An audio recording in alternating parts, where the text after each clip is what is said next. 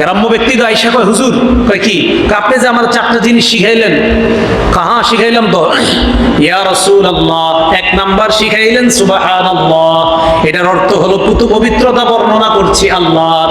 2 number শিখাইলেন আলহামদুলিল্লাহ, সমস্ত প্রশংসা আল্লাহর।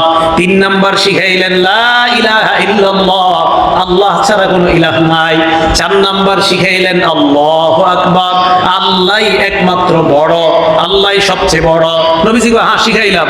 ওই সাহাবা গ্রাম্য ব্যক্তি বললেন, ইয়া রাসূলুল্লাহ, যেই 4টা জিনিস শিখাইলেন সবই তো আল্লাহর জন্য। গ্রাম্য ব্যক্তি বলতেছে, নবীজি এই জন্য মুস্কি হাসছে। নবী বুঝছে ও কি বলবে।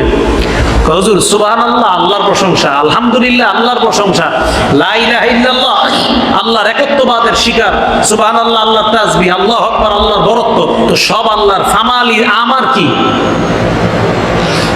নবীজি বললেন তাই? হ্যাঁ, খুব মনে রাখবেন। এবার নবীজি বলতেছেন, বান্দা শোনো, তুমি যখন বলো সুবহানাল্লাহ, পুত পবিত্রতা বর্ণনা করছি আল্লাহর, আল্লাহর সাথে সাথে বলে ক্বালাল্লাহু সাদাকতা, আল্লাহ জবাব দেয় তুমি সত্য বলেছো, সুবহানাল্লাহ। 2 নাম্বার পড়েন আলহামদুলিল্লাহ, ক্বালাল্লাহু সাদাকতা, আল্লাহ জবাব দিয়েছে তুমি সত্য বলেছো, সুবহানাল্লাহ। তাহলে ওই বান্দারে বলতেছে, তুমি যখন বলছো সুবহানাল্লাহ, আল্লাহ বলছে তুমি সত্য বলেছো। তুমি যখন বলছো আলহামদুলিল্লাহ, আল্লাহ বলছে তুমি সত্য বলেছো। মা বোনরাও মনোযোগ দিয়ে শুনবেন কথাগুলা। 3 নাম্বার লা ইলাহা ইল্লাল্লাহ, লা ইলাহা ইল্লাল্লাহ। এখন থেকে এইভাবে পড়বেন, আর একটু ধীরে ধীরে পড়বেন। পড়ার পরে আপনি চিন্তা করবেন, আমার আল্লাহ এখন আমাকে বলতেছে সাদাকতা, তুমি সত্য বলেছো।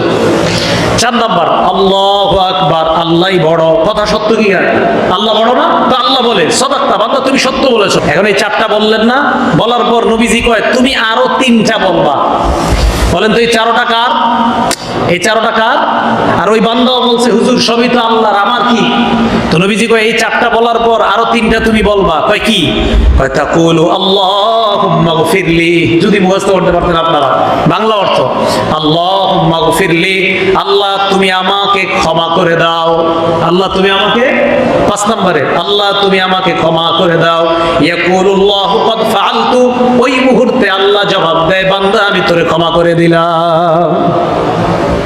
6 নাম্বার তুমি বলবা আল্লাহুম্মা আরহামনি, আল্লাহ তুমি আমাকে দয়া করো।